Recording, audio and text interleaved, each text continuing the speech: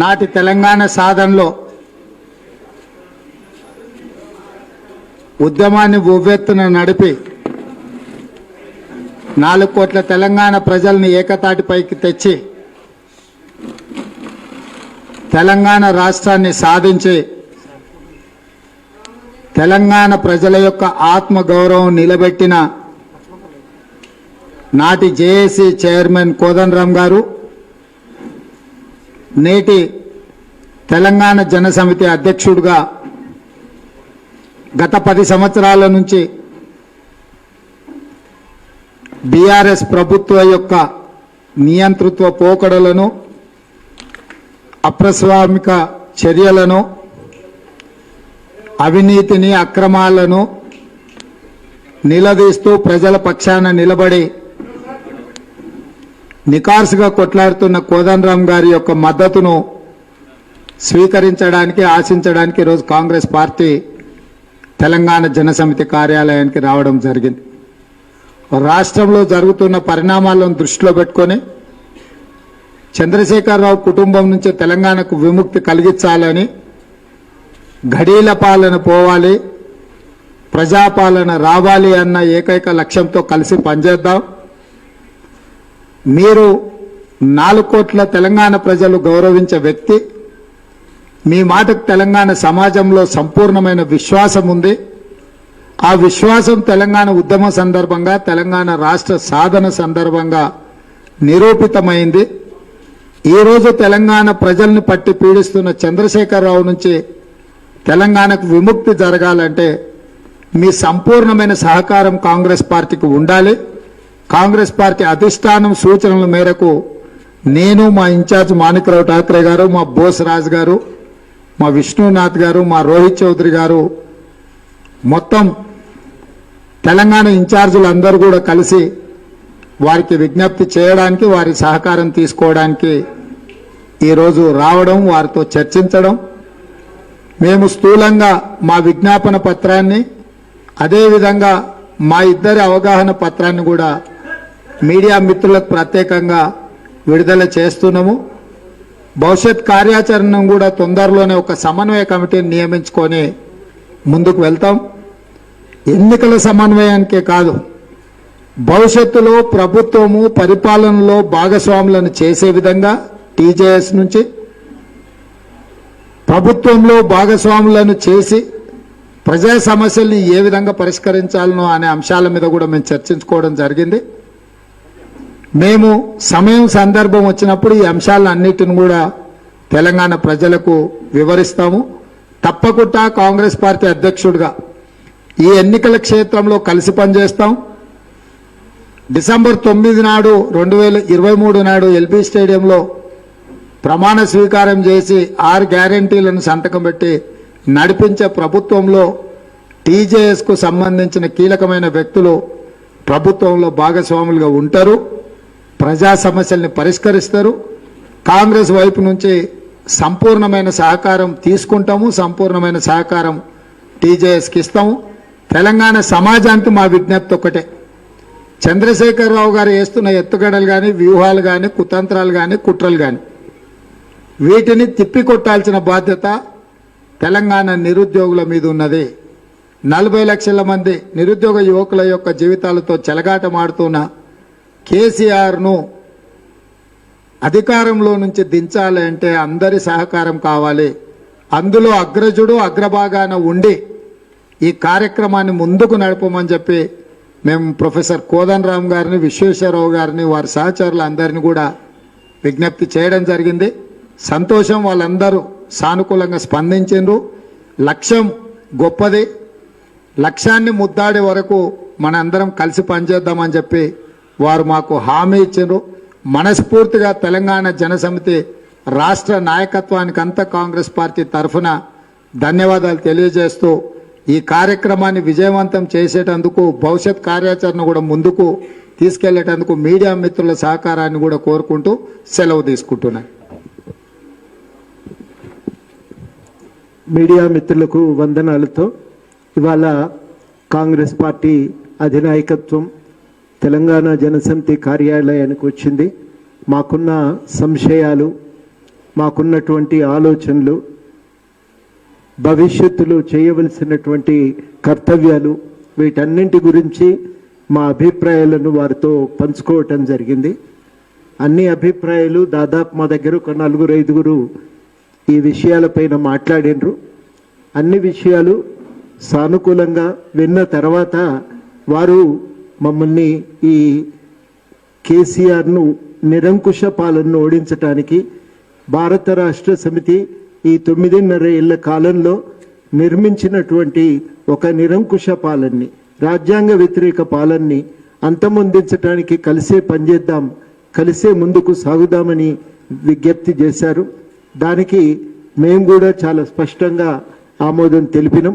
ఇక్కడ చాలా స్పష్టంగా వారు మాకు చెప్పింది ఏంటంటే, ఈ ఉద్యమ ఆకాంక్షల సాధన కొరకు ప్రజా పరిపాలన నెలకొల్పటానికి మద్దతు ఇవ్వాలని తెలంగాణ జనసమితిని కోరుతున్నాం.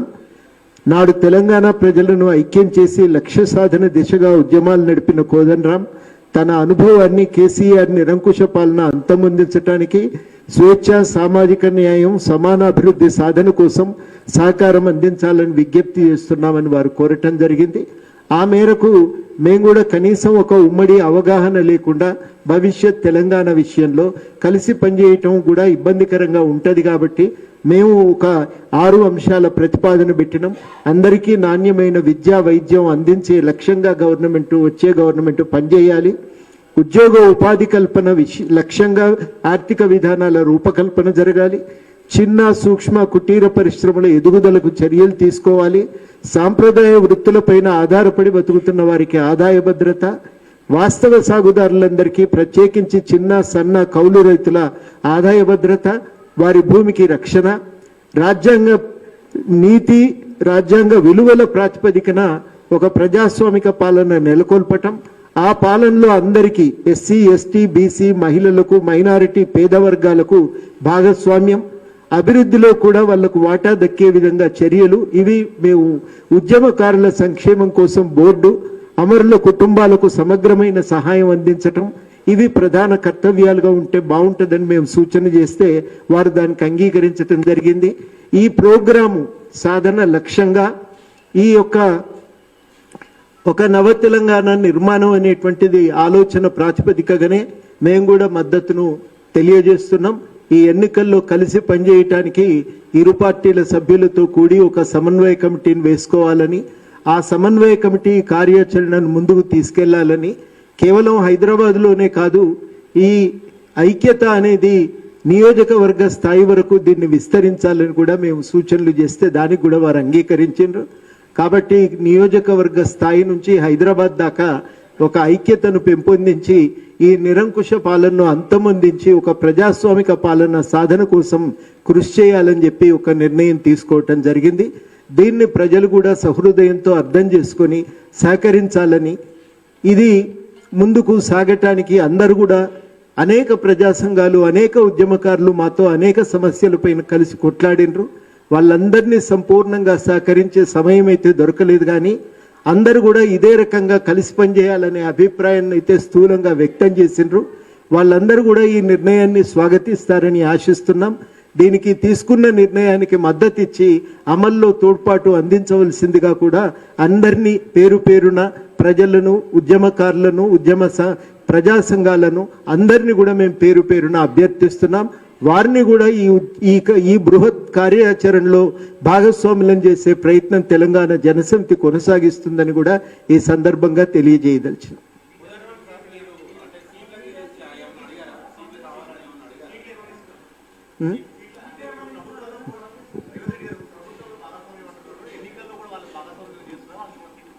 వాళ్ళ వైపు నుంచి ప్రతిపాదనలు వచ్చినాయి. అధిష్టానంతో మాట్లాడి ఈ విషయంలో నిర్ణయం తీసుకుంటాం. చాలా రోజుల నుంచి ప్రజాక్షేత్రంలో ఉండి కొట్లాడుతున్న కొంతమంది యువకుల గురించి కోదండరాం గారు ప్రస్తావించడం జరిగింది.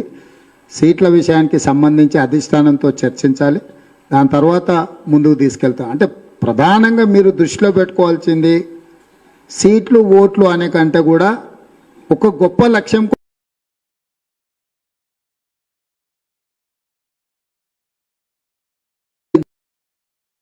తెలంగాణ ప్రజలకు రక్షణ కల్పించాలి, తెలంగాణ ప్రజల యొక్క ఆత్మగౌరవాన్ని నిలబెట్టాలనే లక్ష్య సాధన కోసం పనిచేస్తున్నాం. కాబట్టి మీడియా మిత్రులు కూడా ఈ దిశగా సహకరించాలి. ఎందుకంటే మీరు కూడా ఈ ప్రభుత్వం చేతిలో, కేసీఆర్ చేతిలో మోసపోయినరు.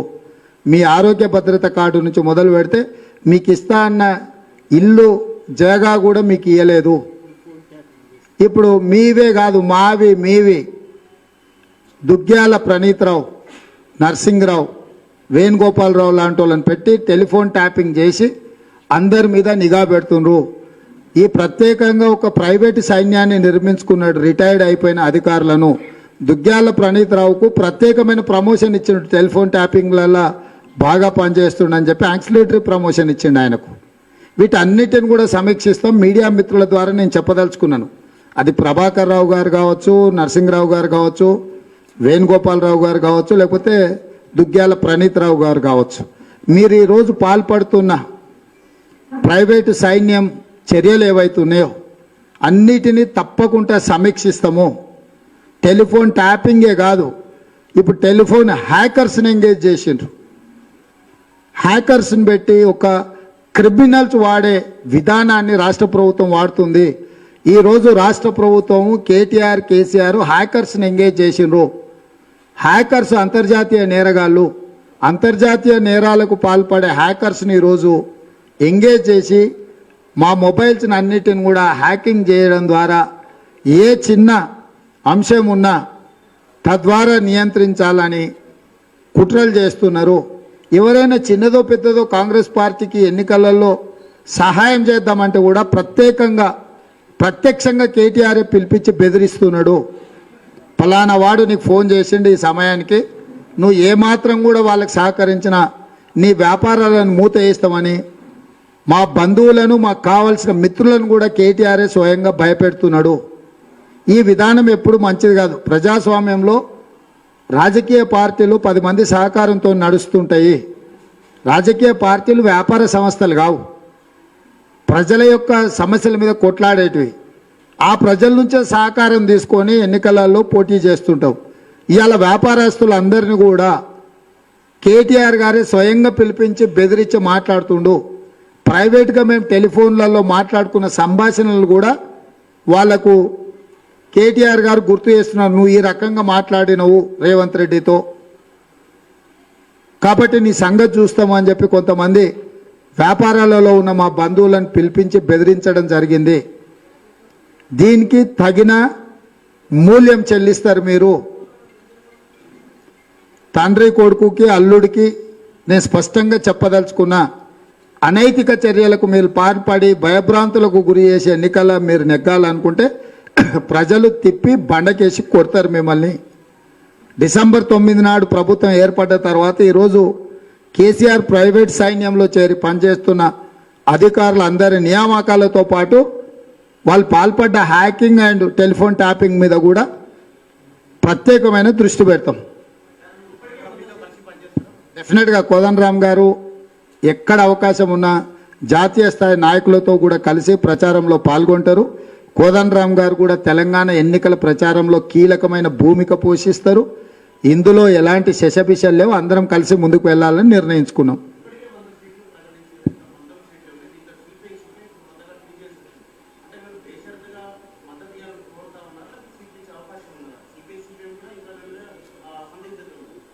ఏం చేస్తే బాగుంటుందంటో నీ సూచన ఏంది? డెఫినెట్గా మీరు ఏదైనా సూచిస్తే తప్పకుండా చర్చిస్తే ఇది డెఫినెట్గా మీ సూచనలు పరిగణలోకి తీసుకుంటాం. మీ సూచనల మేరకు ముందుకెళ్తాం. ఇప్పటికే చాలా చోట్ల ఉద్యమ కార్యాచరణలో నిమగ్నమై ఉన్నటువంటి వాళ్ళ మీద బైండ్ ఓవర్ చేస్తున్నారు. వాళ్ళని బైండ్ ఓవర్ చేయటం అంటే మీకు తెలుసు, చాలామంది కార్యకర్తల్ని వాళ్ళు ఏం చేస్తున్నారంటే భూమి సేకరణ జహీరాబాద్లో, నిర్దిష్టంగా చెప్పాలంటే జహీరాబాద్లో భూసేకరణ పేరుతో రైతులకు దగా చేస్తున్న టీఆర్ఎస్ విధానాలపైన ప్రచారం చేస్తున్నందుకు గాను రైతులను బైండ్ ఓవర్ చేశారు. బైండ్ ఓవర్ చేసి సుగుణవంతునిగానే వ్యవహరిస్తానని, గుడ్ కాండక్ట్, సత్ప్రవర్తన కలిగి ఉంటానని హామీ పత్రం రాయించుకుంటారు. ఇవాళ జహీరాబాద్లోని జరాసంగం మరియు నాలకల్ పోలీస్ స్టేషన్లో ఇప్పుడు ఈ క్షణాన పోలీసులు ఈ రైతులను పోలీస్ స్టేషన్లో దిగ్బంధనం చేసిండ్రు. సాధారణంగా ఈ ఎన్నికల క్రమంలో ఉద్యమ కార్యకర్తలందరినీ ఈ బైండ్ ఓవర్ పేరుతో వేధింపులకు గురి చేస్తూ ఉంటారు. మేము పత్రికా విలేకరులకు చేసే విజ్ఞప్తి ఏంటంటే ఇట్లాంటి వాటికి కొంత విరివిగా ప్రచారం ఇచ్చి బైండ్ ఓవర్ పేరుతో ప్రచారాన్ని దిగ్బంధనం చేసే ప్రయత్నాలన్నింటినీ కూడా ఎదుర్కోవటానికి సహకరించవలసిందిగా కోరుతున్నాం. ఎన్నికల కమిషన్ వారికి కూడా మేము ఈ విషయమై ఫిర్యాదు చేస్తాం. బైండ్ ఓవర్ పేరుతో పోలీసు యంత్రాంగాన్ని ప్రచారాన్ని అడ్డుకోవటానికి చేస్తున్నటువంటి ఎత్తుగడలను కూడా మేము తిప్పికొడతాం.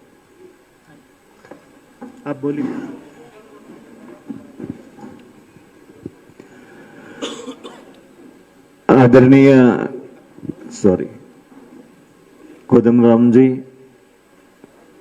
पीसीसी प्रेसिडेंट रेवंत जी, हमारे कर्नाटक के मंत्री बोसराज जी, प्राध्यापक साहब, हमारे उपस्थित ऑल इंडिया कांग्रेस कमेटी के सेक्रेटरी विष्णुनाथ जी, हमारे सम्मानीय रोहित जी और सभी कोदमराम जी के यहाँ आज उपस्थित हुए नेतागण, सभी इलेक्ट्रॉनिक प्रिंट मीडिया के हमारे भाई और सभी साथियों, सबसे पहले मैं कोदमराम जी को धन्यवाद देना चाहूंगा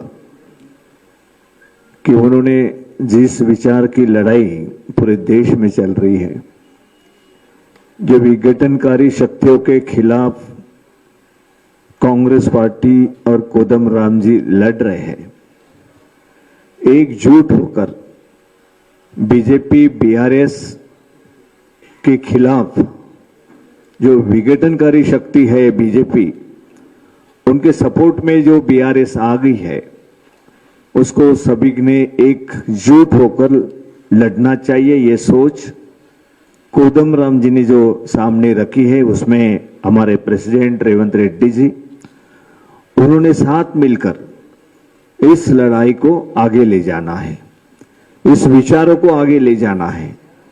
जो इस देश को तोड़ना चाहते हैं, जो बीआरएस भ्रष्टाचार में लिप्त है, अपने अपने फैमिली की ही जो राजनीति करना चाहती है, वो तेलंगाना की जनता ने जो इतनी बड़ी ताकत के साथ और बहुत सारी आपत्तियां झेल कर तेलंगाना की निर्मित की, उनके विपरीत बीआरएस लगातार यहां पे काम कर रही है। भ्रष्टाचार, फैमिली को आगे बढ़ाना, हर इसमें बीजेपी को साथ पार्लियामेंट में देना, पार्लियामेंट के बाहर भी बीजेपी ने उनको साथ करना, ये आम बात हो चुकी है। ये कोई छुपा हुआ एजेंडा नहीं है, वो एक साथ है। इन विचारों के खिलाफ कांग्रेस के विचार, कोदमराम जी के विचार एक है। हम एक साथ जाने का निश्चय है। हमारे प्रेसिडेंट तेलंगाना के लिए कोदमराम जी और उनके सभी साथियों ने मिलकर जो निर्णय लिया है, मैं उनका स्वागत करता हुई जो भी बातें हमारे अध्यक्ष जी ने, रेवंत रेड्डी जी ने आपके सामने रखी है, उसके लिए मैं पूरी ताकत से, जोर शोर से हम लागू करेंगे। और गवर्नमेंट यहाँ पे कांग्रेस की आएंगी, उसमें कोदमराम जी का बहुत बड़ा योगदान रहेगा। गवर्नमेंट में किस तरीके से उनके साथियों को सबको साथ में ले चलना, वो भी प्रेसिडेंट और कोदमराम जी तय करेंगे। उसी के आधार पे हमारी मान्यता रहेंगी। हम उनके साथ में जुड़े हुए हैं, जुड़े हुए रहेंगे। एक साथ हम आगे जाएंगे चुनाव में। कोदमराम जी हमारे कंधे से कंधा मिलाकर, कोदमराम जी उनकी सभी जो नेतागण उनके साथी है, वो सभी हमके सहयोग करेंगे। पूरी हमको उम्मीद है। और यहाँ पर 1 महीने के बाद, अभी ज्यादा दिन नहीं रहा है, कि कांग्रेस पार्टी कोदमराम जी के आधार पे, इन विचारों के आधार पे, आप सभी के सहयोग से, इस जनता के पूरे राष्ट्र के सहयोग से हम यहाँ पर इनकी बीजेपी और बीआरएस की सत्ता यहाँ पे हम पलटेंगे और जनता की सत्ता यहाँ पे लाएंगे, जनता की गवर्नमेंट लाएंगे। जनता यहाँ पे कांग्रेस पार्टी आगे आएंगी, ये अभी जानते हैं। आप ही के माध्यम से हम एक घर घर तक पहुंचाना चाहते कि एक विचारों के हम दोनों एक साथ आए हैं, ना कि कोई उम्मीद लेकर के ये चाहिए वो चाहिए, ऐसी कोई ये नहीं है, ना कोई इस तरीके से कोई बात हम करते हैं। लेकिन एक साथ होकर गवर्नमेंट आने के बाद हम बैठेंगे, उसके बाद एक साथ होकर किस तरीके से गवर्नमेंट चलाना है वो जरूर उसमें कोदमराज जी का बड़ा सहयोग रहेगा, यही मैं सभी से उम्मीद करता हूं। थैंक यू, आप सबको धन्यवाद देता हूं।